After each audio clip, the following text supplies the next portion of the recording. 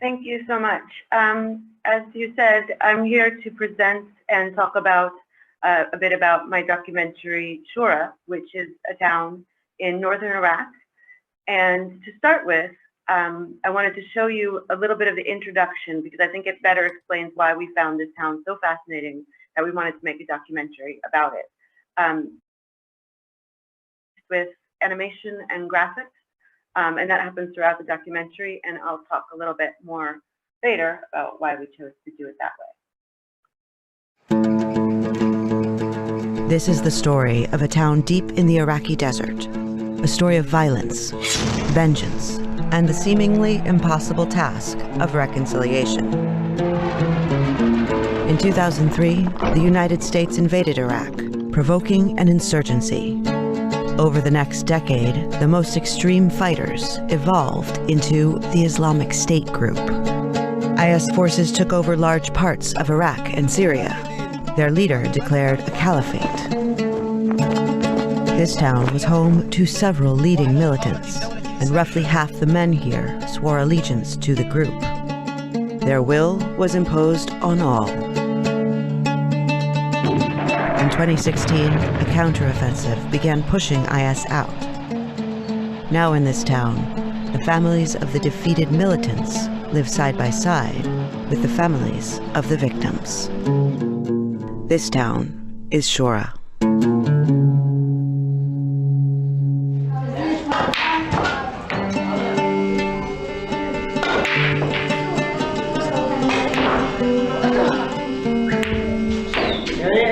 السنة طبعا 11 ضاع مستقبلنا، ضاعت الدراسة، كل شيء راحت الدراسة مستقبلنا. كان السعانة نجاح حقي.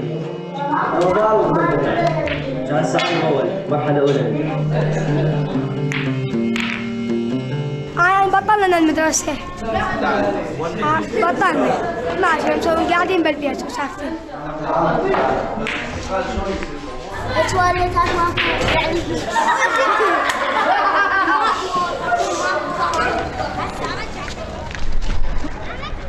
بس بعدين واكم مدارس صارت كلها تلاوة. عشان نقول يعني تدريسهم ما معترف به. صارت يعني تلبس زي واحد لازم اللي هو عندها ريح. بس يجي انت الطالب ابتدائي مو واحد زائد واحد، طلقة زائد طلقة ما اعرف شنو يجعل السوالف هاي يعني تشتل ما اعرف شنو. هاي هي المدارس، عاد انه ما حد قابل وجه الطلاب على المدارس.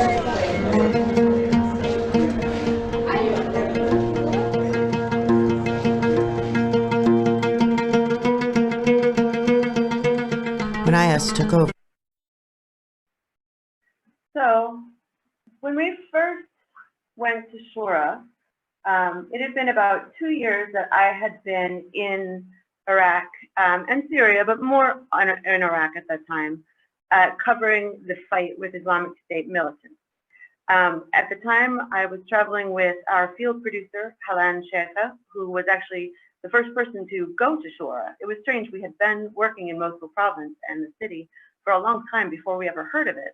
But once we did hear about it, we learned that this town was a little bit famous, or rather infamous, because some of the leading IS militants came from Shoura.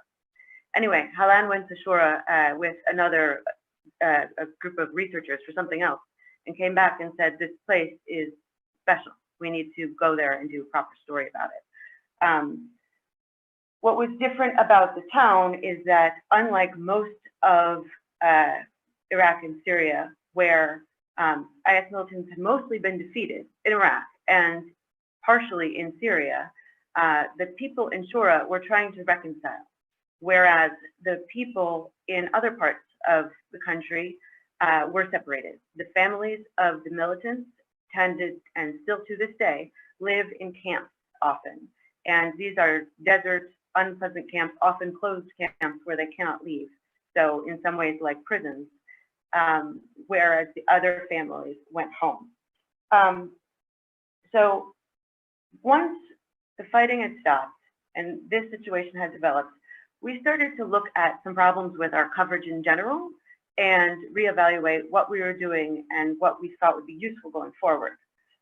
One thing that was true about the coverage of the fights against Islamic State militants is that there's a general narrative in the media, including my own, that it was good guys against bad guys. We presented the militants like a monolith of evil, as opposed to a complex group of people. And there's reasons for this. I mean, first of all, the militants presented themselves that way. They put out horrible videos where they committed gross acts of violence and then bragged about it. But there were other reasons as well. We were also physically covering the war from one side. We were literally with the Iraqi or the Syrian soldiers behind their guns on the front lines with the ISIS guns pointed at us. So there is a tendency to naturally sympathize with the side that you're physically on. But the last thing that happened is that usually in a war, it's hard to write about the sides because it's not a good guy side and a bad guy side. It's two sides fighting with each other, and as impartial journalists, we're supposed to cover them equally. This was not the case. It was actually in some ways easier to cover ISIS than other wars I've covered because there was a clear hero and a clear enemy. And for example, when I write about other wars, sometimes if it's good, I expect that both sides are offended by my work because I presented the other side's point of view. Anyway, once a lot of the area that ISIS once held was retaken by the government, what we wanted to do was find out who these people really were and try to present them more as a complex group of human beings and less as a group of just bad guys. And what we found was in the camps where a lot of people were living, people weren't becoming less extreme. They were becoming more extreme. They weren't becoming less angry at the system, systemic failures that led to ISIS developing in the first place. They were more angry. There was children, lots and lots of children there are children growing up in these camps, and all they know about their fathers is that they're either dead or in jail or missing, and that the government they know, which is essentially whichever group of soldiers is controlling their camp, considers their fathers terrorists.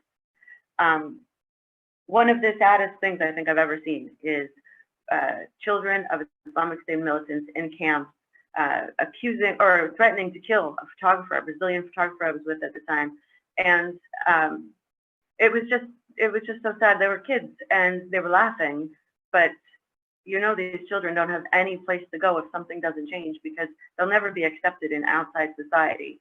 So is that their only possible future is to be an extremist and to try to kill infidels? Anyway, this is where Shoura comes in. Shoura is different. As I said, they're trying to live together and trying to reconcile, and it's complicated, but it's the attempt itself that originally made us interested. We decided to do this documentary with graphic art and video for a couple of reasons. The first is just that we like art, and Brian Williamson, the artist, he likes to say his specialty is doodling really sad things, and this was right up his alley. Also, we were shooting the documentary in the summer, and so it was 45 or 50 degrees every day, and people just didn't move around a lot, so there wasn't a lot to video. And then the last thing and most important reason why we decided to do the graphic art is because we wanted to tell the stories of things that happened before we got there and make them visual and make them clear and understandable. So the next clip I'm going to show you is of Omar, and Omar is a man who one of his brothers was a member of ISIS, and another one of his brothers was killed by ISIS members, and now he supports all of their children. So he supports 9 people on his salary from working at a small shop and in a government office. Anyway, I'll let him tell you what happened to him. In some cases, IS tricked family members into helping the group kill. أعمل موظف بالبلدية واشتغل خارج الدوام بمحل مع الحلويات. ياخذون سلاح منا نقول تنظر يبيعون من عندهم. ترى يعني سري هذا الشغله. فعاد قضوا واحد من الموصل اعترف عليهم، اعترف على من الحمام وجوا خذوه. جت الامنيه خذوني اني ورحنا على بيته، بس ما قالوا لي انه يعني هيك شغلات، قالوا اخوك عابر على الحشد، يعني هيك باسلوب. قلت لهم اخوي موجود وانا ما ادري يعني بانه هذا، ولا نفوت على البيت. من وصلنا قادش ثاني يوم جوا خذوا سيارته وهذا اليوم ما شفناه. So that's Omar. Another thing that we struggled with when we were trying to design this documentary was how to show the depth of the horribleness that people went through without making the documentary itself traumatic to watch. One of the things we did use, and we tried not to use a lot of it, but we did use ISIS propaganda video in places to try to show what it looked like inside the so-called caliphate. We tried to mitigate the use of this by using just bits that weren't violent. That was our basic principle, and not using any more than we felt like we really needed to. But the next clip I'm going to show you is the one exception where we used some violent video. It's about a couple, a man and wife that prefer to be called Wassam and Abu Wassam, and their son, Wassam, who was killed by ISIS. And he appeared in one of the most horrific videos that ISIS let out. When we met them, I had not seen this video. I later learned that it was widely spread out, but at the time I hadn't seen it. It was just a random house. We knocked on the door and said, "Hi, we're journalists and we'd like to ask you about your life here and life during the war and under ISIS." And they were like, "Yes, come in," like they were expecting us. And they started telling us the story of their son. And they brought, Abu Wassam brought out his phone and showed us this horrible video of his son being murdered. And he told us later that he was expecting us for years even. He was, after Wassam was killed, and that happened in 2015, so this is years later, no government person or NGO or journalist or anybody came to the house to ask how they were doing, and he thought that was strange until we finally did come. So I'm going to show you this next video about, and you can see how we chose to use some of the ISIS video and chose not to use others. We talked a lot about this in terms of the ethics of using it and how much, and I'll let you decide for yourself if we did okay.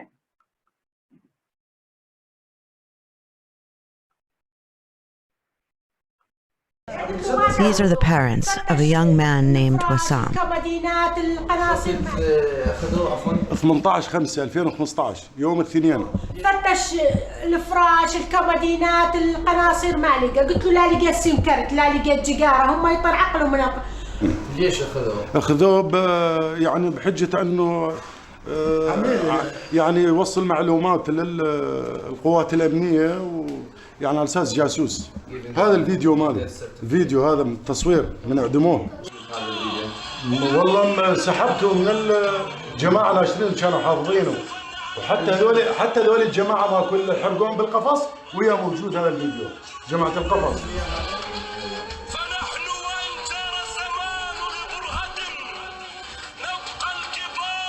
ما شفت، بس شفت صورته من يسولف، بس هاي شفته. قبل فترة هم شفته يعني صورته ولا ما شفته؟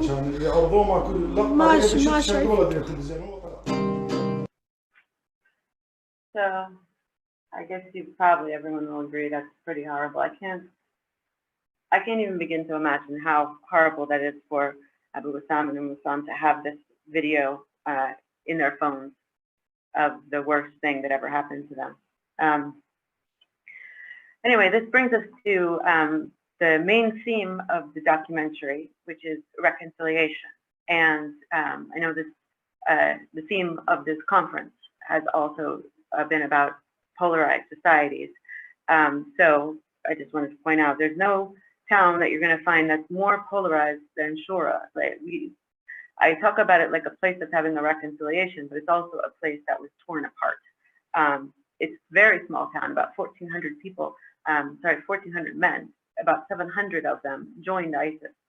And I think to the person, every single one is gone now, mostly killed in battle or in jail, but some disappeared. There's a sheikh in Shoura, Sheikh Shaburi, who he's kind of like the unofficial mayor. They have a mayor, but the sheikh kind of runs stuff too. And he has a mantra. He says, our children are going to go to school with the children of ISIS fighters. They will all grow up together, and therefore they will be able to live in peace together in the future. And this sheikh has also done some extraordinary things in terms of trying to make this happen. He's not the only one who's doing it, but it's not very many people who are doing stuff like this. First, let me just tell you a little background of how it kind of worked at the time. During the war, the basic pattern of events was when the Iraqi forces and coalition forces got close to a town or a neighborhood held by Islamic-State militants, first the coalition would bomb the area. The civilians, anyone who could, would run out, and then there'd be ground fighting. That was sort of the basic pattern, and the same thing happened in Shoura. The bombing began, the civilians all led, the children of ISIS fighters and non-ISIS fighters all fled together. But then when the battle was over, like in most places, the families that were not involved in the militancy went home. Once the government had control of the area, they went home to try to rebuild after the battle. The families of the ISIS fighters stayed in the camps, as many do. What the sheikh did was he went to the camps and he brought all of these families back. He had help. He had help from actually from prominent people in northern Iraq who would actually rather not be mentioned in this or in any other way in about their efforts to reunite this town because they don't want to be seen as pro-ISIS. They brought all the families back except for a couple of families that were the wives and children of the most prominent, infamous ISIS militants. We went to the camp, we met those ladies, and they couldn't come back as far as they know because they think they'd be in danger. And while they wouldn't tell us exactly what their husbands did, people in Shoura were pretty traumatized by some of their actions. So not all, but most.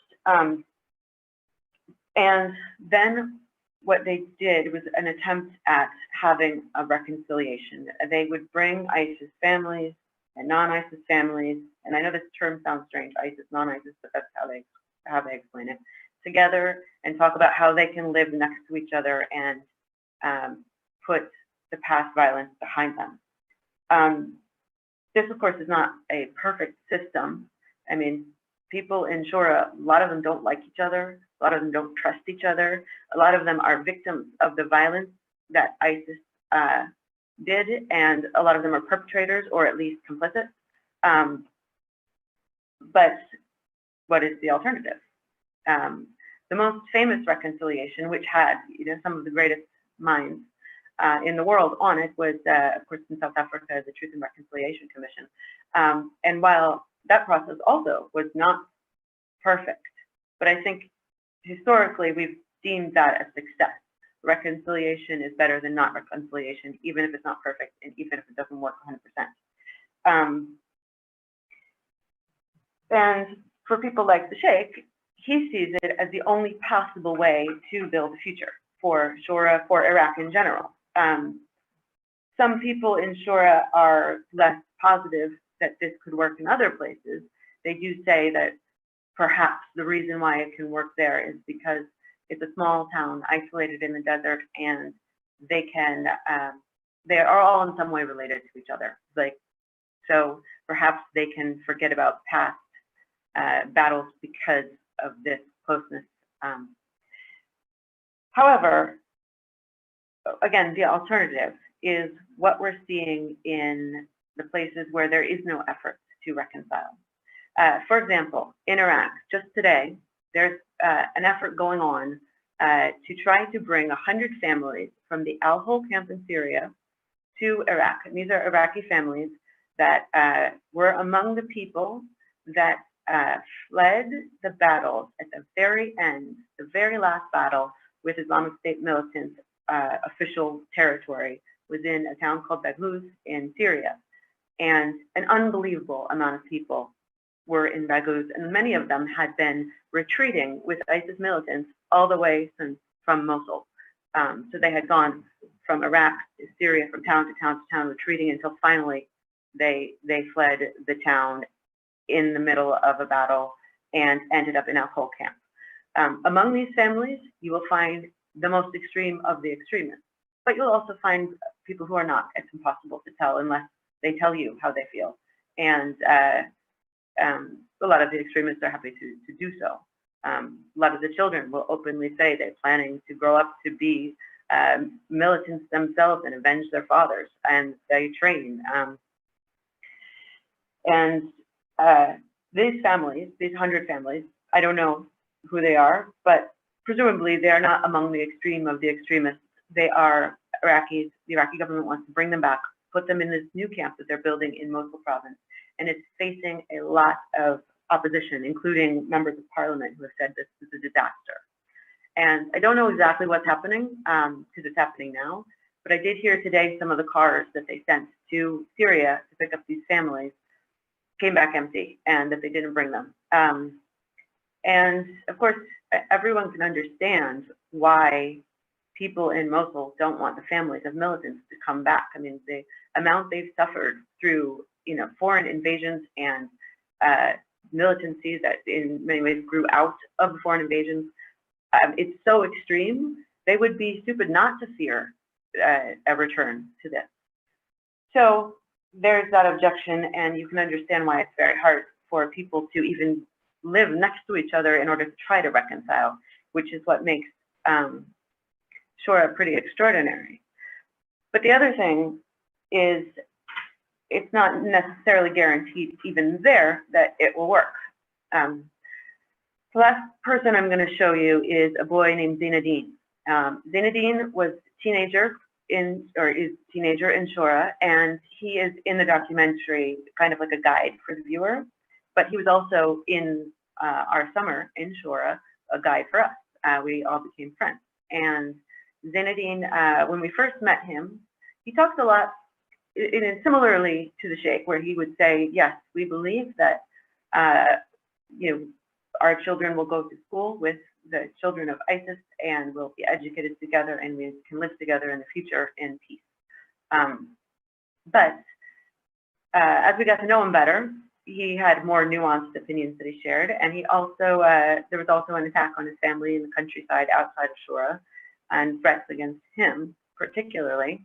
And I'll let him tell you how he feels about it now.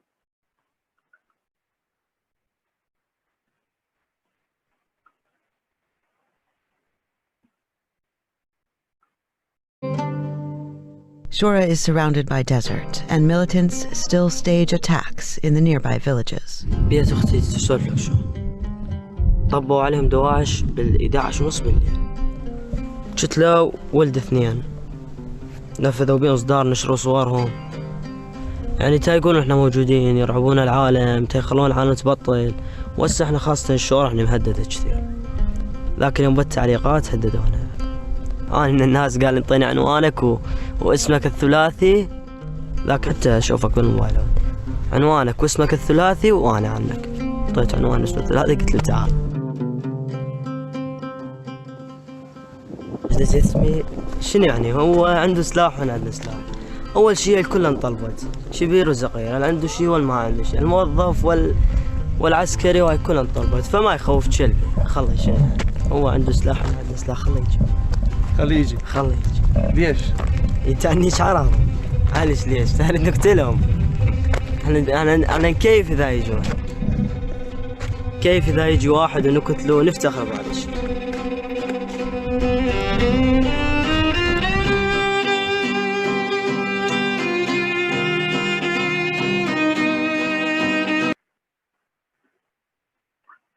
So that's my presentation. If you want to see the whole documentary, it's on our website, voanews.com. And we also have several projects by myself and Brian Williamson that mix art and reporting, and mostly about refugees and refugee issues. I was told there may or may not be questions, so if there are, let me know. Okay, so first of all, thank you very much, and I really, really recommend everybody to log in and to watch this documentary of 30-something minutes, right? If I'm correct. I have millions of questions. We have short time, so I'll start by asking you, if I understood you correctly, the mix between the animation and the documentary footage was meant to address three challenges. First is lack of footage from the past. The second is not to show the too much violent footage from the present or from the past. And the third is to make it very accessible for viewers around the world to understand the complexity of the situation and realities on the ground, right?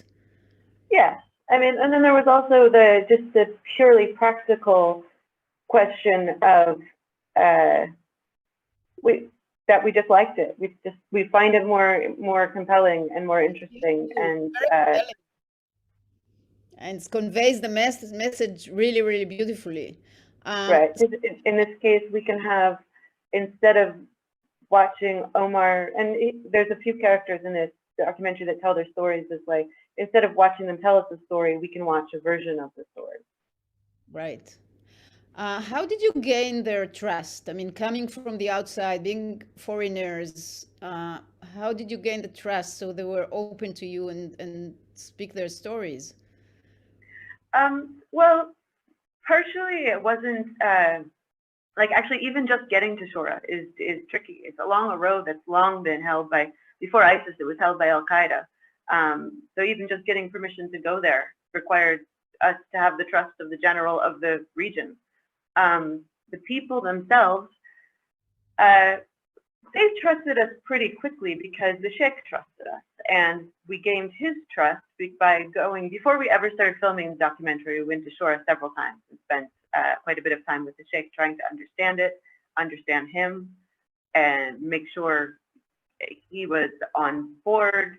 And then when we started working on our own, he didn't actually come around with us or follow us or seem to be even all that interested in what we did when we were not with him particularly. But I think it kind of came to be known in the town that people thought we were okay. And not everybody trusted us. There was one person that we interviewed that I think he thought he had to do the interview. Everyone else was very clear on this because of course we always say that. And then when we went back to interview him again, he like ran away, like he was afraid to be interviewed, which is fair enough. You know, there's lots of reasons to be afraid if you live in this town that has gone through so much violence. But so it was that, and then it's just time, you know, if you sit with people and hang out with people for long enough, eventually they stop finding you strange and too different. Did you move into did you live there long? Well, we lived actually for the summer. We spent the summer in Mosul, which is about an hour and a half away, the city of Mosul. And we would drive to Shoura every day. We were told, and certainly the military there believes Shoura to be very dangerous because of its long history with militancy. We wanted to sleep in Shoura, and probably one of the families, for sure one of the families would have let us sleep in their living room. But we constantly redid our security assessment, and we couldn't figure out if it was safe to sleep there or not. So we ended up just driving back to Mosul every night. And did you meet with any threats along the way? I mean, while being there and working there, I mean, did people threat you, or were you in any kind of danger, except from, you know, the general danger of being there? No, there was one funny story where we were driving back from Shoura, which is on the desert road, and a army car was behind us honking. We thought the army car wanted to pass, so we let them pass. They passed, and then an hour later we get to the checkpoint in Mosul, and they're there waiting for us, and yes, shouting at us, saying, you know, you're supposed to stop when an army car wants you to stop. And we're like, oh, sorry, you know, here's our permits. We thought you wanted to pass, blah, blah. And then they said, actually, no, it's fine. You know what? Don't stop for anybody in that area. We could have been ISIS soldiers wearing Iraqi uniforms. You don't know. It happens a lot. So don't stop. And then they gave us their business card and said if we wanted to go on an operation with them, we could come.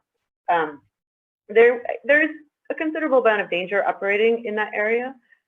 There's mines. There's lots of mines. There's still militants in lots of places. And we were told it was very dangerous, but I didn't actually get threatened or hurt in any way while I was there. So maybe we were lucky, or maybe it wasn't as dangerous as we were told.